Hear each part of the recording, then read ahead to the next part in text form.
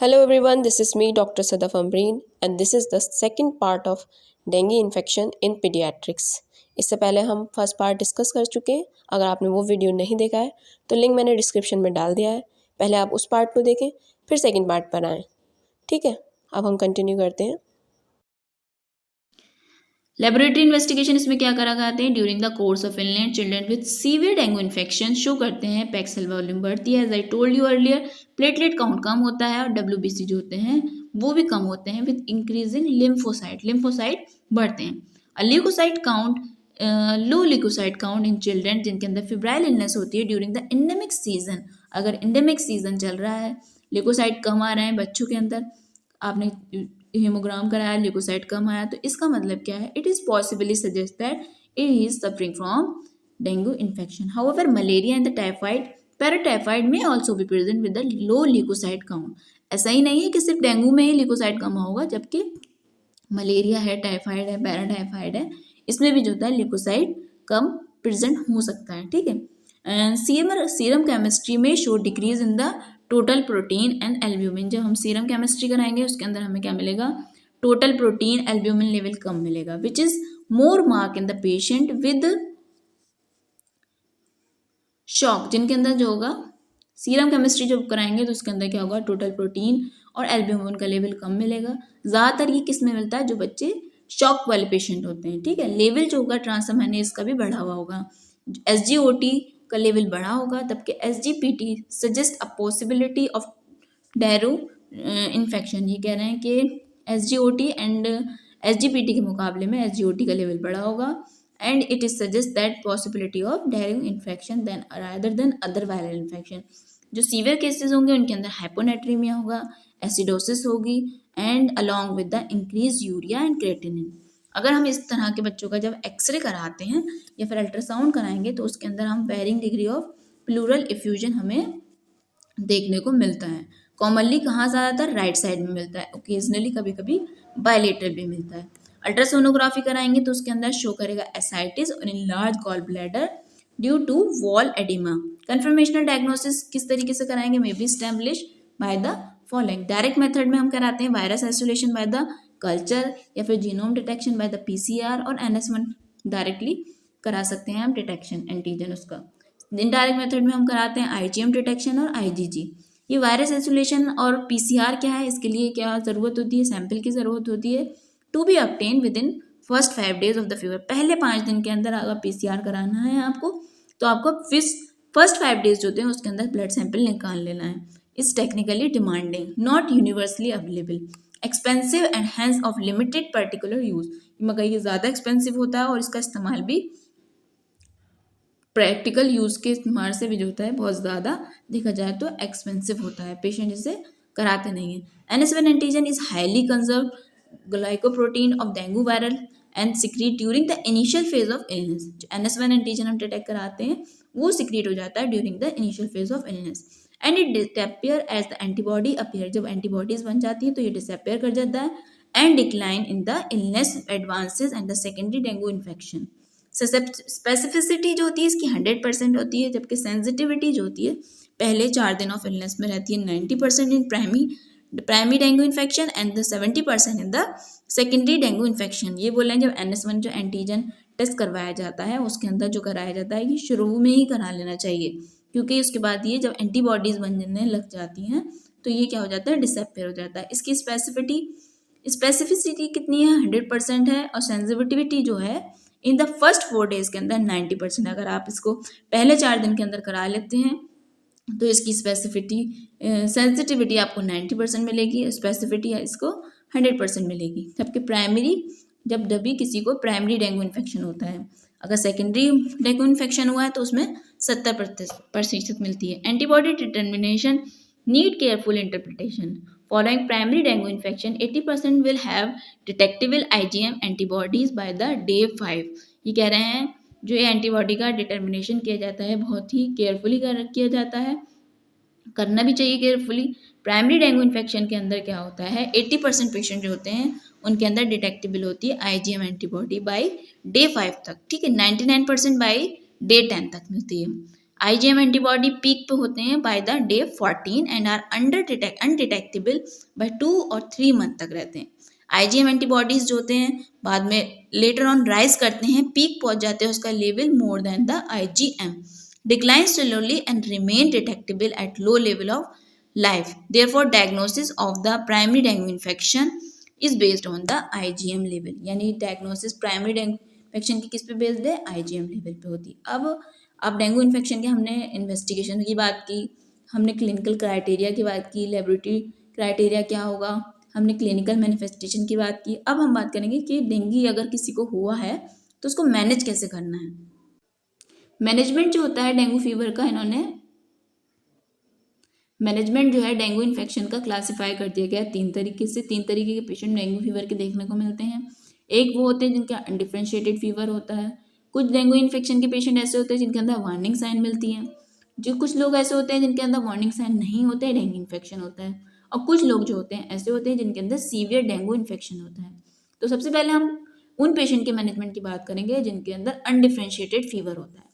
Patient जिनके अंदर non specific symptom होते हैं, ठीक है, treatment consist of paracetamol for fever and regularly monitor किया जाएगा उन्हें for the development of any complication. अगर कोई पेशेंट ऐसा है जिसके अंदर अनडिफरेंशिएटेड फीवर है तो सिंपली उसके अंदर फीवर के लिए हमें पैरासीटामोल देनी है, और लेकिन रेगुलर उसे मॉनिटर करना है कि कहीं कोई आगे कॉम्प्लिकेशन ना डेवलप हो जाए, उसको भी हमें नज़र में रखना है।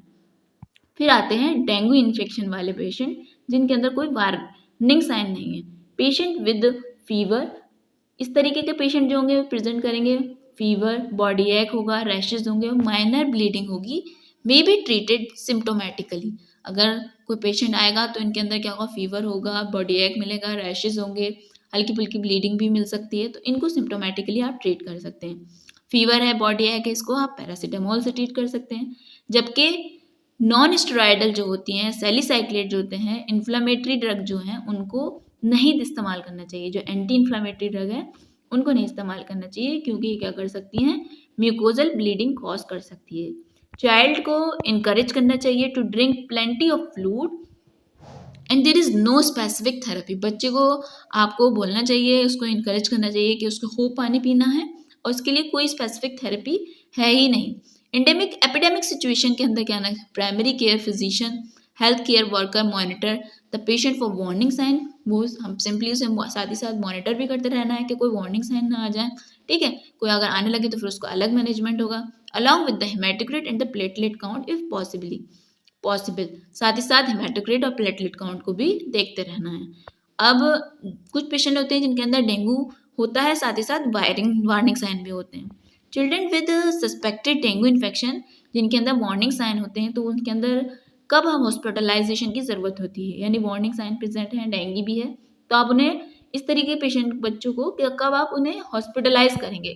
अगर कोई पेशेंट ऐसा है जिसके अंदर एब्डोमिनल पेन है और टेंडरनेस है, परसिस्टेंट वॉमिटिंग हो रही है, क्लिनिकली फ्लूइड एक्यूमुलेशन दिख रहा है, म्यूकोजल ब्लीडिंग हो रही है, लिथार्जी है, रेस्टलेसनेस है पेशेंट को, लीवर इनलार्जमेंट है greater than 2 centimetre, laboratory feature indicate कर रहे हैं increase packed cell volume, haematocrit with the concurrent and rapid decrease in the platelet count. इस तरीके के पेशेंट्स को आपको हॉस्पिटलाइज करने की ज़रूरत होती है। These patient require admission to the hospital and need intravenous fluid. इनको एडमिट करना पड़ेगा हॉस्पिटल में ले जाके, और इनको क्या देना है, वहाँ पे इंट्रावेनस फ्लूइड की ज़रूरत होती है, क्योंकि प्रेफरेबली उन्हें क्या दिया जाता है, आईवी के थ्रू क्रिस्टोलाइड दिए जाते हैं। जिनके बच्चों के अंदर हाइपोटेंशन होती है, ब्लड प्रेशर कम होता है, उन्हें क्या देना चाहिए, रिंगल लैक्टेट और नॉर्मल सलाइन। कितने रेट पे देना चाहिए, 7 ml per kg over 1 our.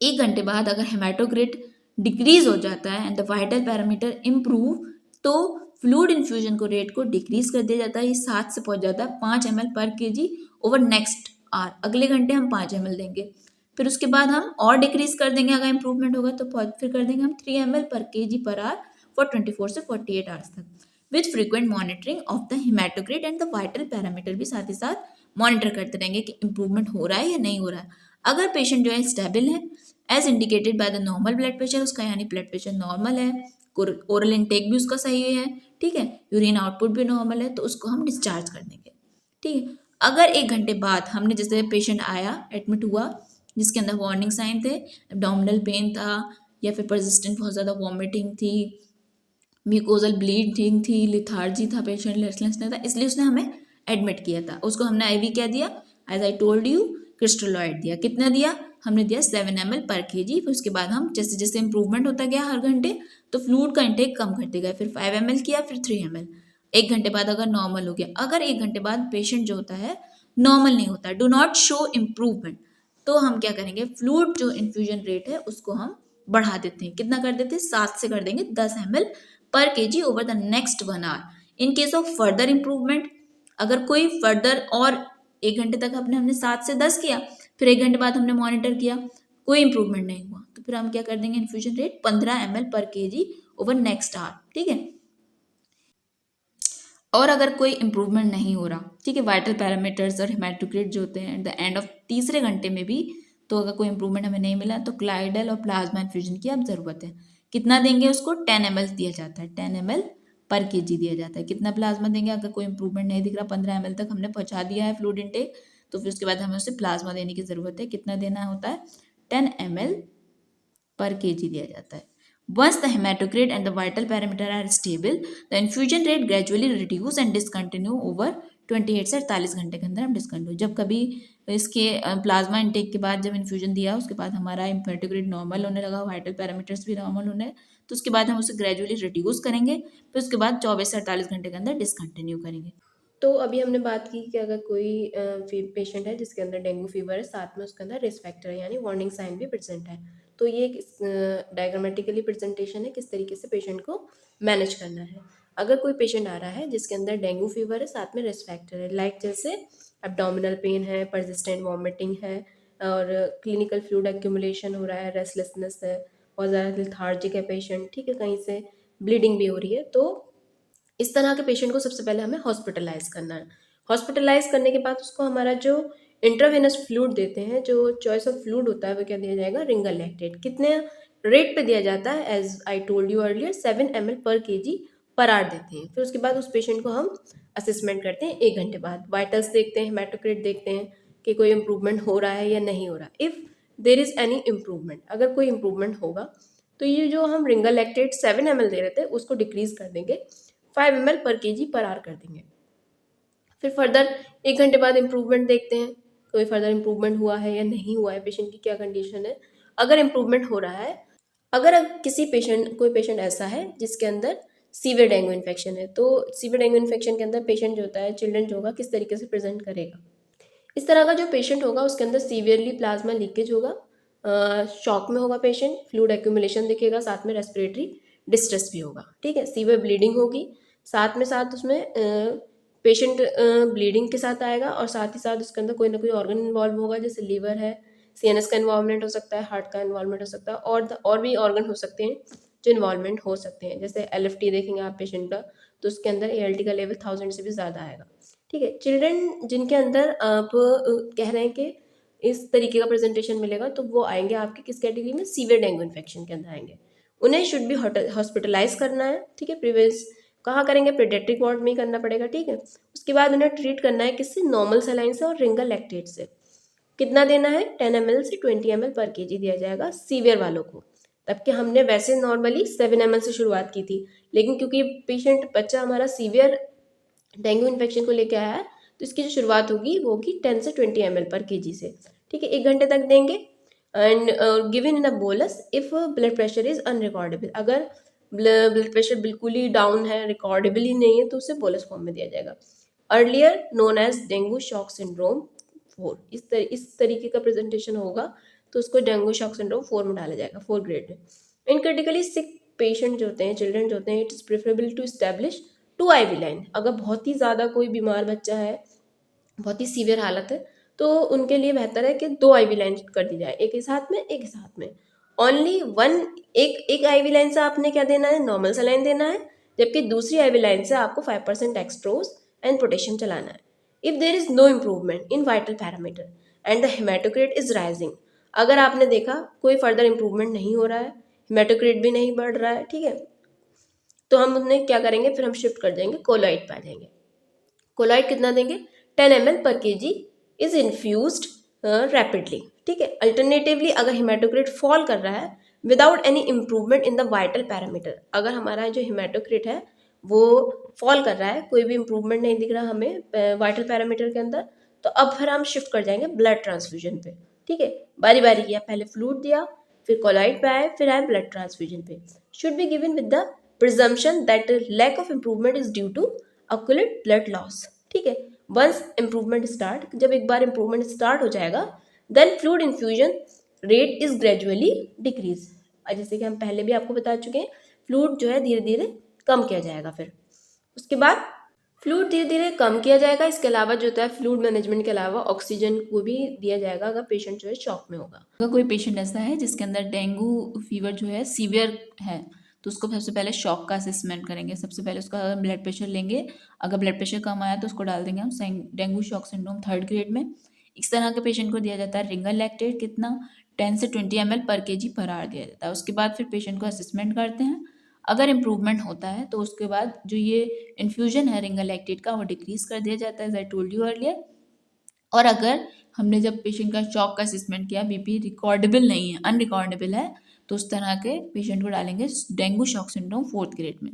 इस तरह के पेशेंट को दिया जाएगा ringer lactate 20 ml per kg bolus में दिया जाएगा, अप टू 3 बोलसेस दिए जाएंगे। और अगर फिर उसके बाद असेसमेंट करेंगे, असेसमेंट हो जाएगा, करने के बाद अगर इम्प्रूव कर जाएगा तो देन फिर हम यही प्रोटोकॉल फॉलो करेंगे, जो ये है इसको रिंगर लैक्टेट को डिक्रीज कर देंगे। और अगर फर्दर कोई इंप्रूवमेंट नहीं हुआ, बोलस में दिया रिंगर लैक्टेट नहीं हुआ, उसके बाद क्या करना है, इम्प्रूवमेंट नहीं होगा तो देखेंगे हिमेटोक्रिट बढ़ रहा है या नहीं। अगर हिमेटोक्रिट बढ़ रहा है तो उसके बाद उसे कोलॉइड देंगे, कितना देते हैं 10 ml पर kg दिया जाता है। फिर फर्दर असेसमेंट किया जाता है, अगर असेसमेंट किया पेशेंट इम्प्रूवमेंट हो गया तो फिर वापस जो रिंगर लैक्टेट पे आ जाएंगे, रिंगर लैक्टेट दिया जाएगा 10 to 20 देगा, फिर फर्दर उसे डिक्रीज कर देंगे। और अगर इम्प्रूवमेंट नहीं हुआ, हिमेटोक्रिट हमारा यहाँ तो अगर इंक्रीज कर रहा है तो हमें ये प्रोटोकॉल फॉलो करना है, और हिमेटोक्रिट अगर डिक्रीज कर रहा है तो उसके बाद उसके अंदर हम देंगे पेशेंट को, यानी पहले रिंगर लैक्टेट दिया, फिर उसके बाद हमने अगर हिमेटोक्रिट इंक्रीज था तो कोलॉइड दिया, और हिमेटोक्रिट अगर डिक्रीज हो रहा है तो उसके अंदर हम देंगे फिर ब्लड ट्रांसफ्यूजन। ब्लड ट्रांसफ्यूज करने के बाद हम असेसमेंट करेंगे, अगर इम्प्रूवमेंट होगा तो फिर उसके बाद हम फिर कोलॉइड पे आ जाएंगे, फिर रिंगर लैक्टेट पे, फिर फर्दर डिक्रीज करते चले जाएंगे। और अगर ब्लड ट्रांसफ्यूजन के बाद भी इम्प्रूवमेंट नहीं हुआ तो देखेंगे कोई अनीमिया तो नहीं है, एसिडोसिस तो नहीं है, मायोकार्डियल डिसफंक्शन तो नहीं है, फिर इसके अकॉर्डिंग ही इसको ट्रीट किया जाएगा। अगर पेशेंट ब्लीडिंग कर रहा है तो ब्लीडिंग का मैनेजमेंट क्या होगा। अगर पेशेंट के अंदर पेटाइकल स्पॉट है, या फिर अगर पेशेंट के अंदर पेटाइकल स्पॉट्स हैं, या फिर बहुत कम म्यूकोजल ब्लीडिंग हो रही है, बट हीमोडायनामिकली पेशेंट जो है स्टेबल है, तो उसमें कैसे पेशेंट को हम मैनेज करेंगे। इस तरह के पेशेंट को जो होता है सपोर्टिव केयर की ज़रूरत होती है एंड बेड रेस्ट की। ठीक है, मेंटेनेंस ऑफ हाइड्रेशन, उसका हाइड्रेशन मेंटेन करना है एंड मॉनिटरिंग करनी है। आईवी से अवॉइड करेंगे क्योंकि कोई रोल नहीं है प्रोफाइलेक्टिक प्लेटलेट रिच प्लाज्मा का इन्फ्यूजन का, even with the severe thrombocytopenia में भी। ठीक है, कोई भी प्रोसीजर प्रोडिस्पोजिंग टू म्यूकोजल ट्रोमा जिससे हो उसको हम अवॉइड करेंगे। अगर कोई पेशेंट ऐसा है जिसके अंदर सीवियर ब्लीडिंग हो रही है मगर वो हीमोडायनामिकली इनस्टेबल है, यानी एक्सेसिव म्यूकोजल ब्लीडिंग हो रही है अगर, तो इस तरह के पेशेंट को हम क्या करेंगे, ब्लड ट्रांसफ्यूजन देंगे और मॉनिटरिंग करेंगे। And there is little evidence of support that practice of transfusing platelet concentrate and fresh frozen plasma for severe bleeding when bleeding cannot be managed with the fresh whole blood or the fresh plaque cell, and there is possibility of DIC। fresh frozen plasma जो होता है और plasma rich platelets होंगी, platelet rich plasma जो होगी उसको consider किया जाएगा। अगर पेशेंट के अंदर मान लीजिए फ्लूइड ओवरलोड हो जाता है तो इस तरीके के पेशेंट को हम कैसे मैनेज करेंगे। फ्लूइड ओवरलोड हुआ, साथ में विद हीमोडायनामिकली पेशेंट स्टेबल है and it is out of critical phase, और वो क्रिटिकल फेज में भी नहीं है, मोर देन 24 से 48 आवर ऑफ डिफरेंस। इस तरीके के पेशेंट के अंदर फॉरन आईवी लाइन स्टॉप करेंगे हम, मगर क्लोज मॉनिटरिंग आप उसको कंटिन्यू रखेंगे मॉनिटरिंग में। ठीक है, डिस्चार्ज नहीं करेंगे, मॉनिटरिंग में रखेंगे। अगर ज़रूरी होगा तो उसको हम ओरल या फिर आईवी फ्रूसिमाइड देंगे, कितना 0.1 से 0.5 mg, ठीक है, पर kg पर डोज। उसके अलावा एक बार देंगे या 2 बार दे सकते हैं आप, एंड और अ कंटिन्यूस इन्फ्यूजन ऑफ फ्रूडोसमाइड देंगे 0.1 मिलीग्राम पर kg per our. Monitor serum potassium and correct the ensuring hypokalemia. ठीक है, और अगर पेशेंट का फ्लूइड ओवरलोड हुआ है, साथ में वो स्टेबल हीमोडायनामिक स्टेटस है मगर वो अभी भी क्रिटिकल फेज में है, तो उसको किस तरीके से आप मैनेज करेंगे। इस तरह के पेशेंट को आपने क्या करना है, reduce the intravenous fluid accordingly, fluid जो है उसको मैंने कम करेंगे अकॉर्डिंगली, जैसे हम बता चुके हैं पहले। अवॉइड डायरेटिक्स, डायरेटिक नहीं देंगे ड्यूरिंग द प्लाज्मा लीकेज, क्यों, because they may lead to intravascular volume depletion, जिसकी वजह से क्या होगा, आईवी वॉल्यूम जो होता है डिप्लीट कर जाएगा। पेशेंट जिनके अंदर फ्लूइड ओवरलोड हुआ है या ब्लड प्रेशर लो है विद लो और नॉर्मल हेमाटोक्रिट लेवल में हैव अक्यूलेट हेमरेज हो सकता है उनके अंदर।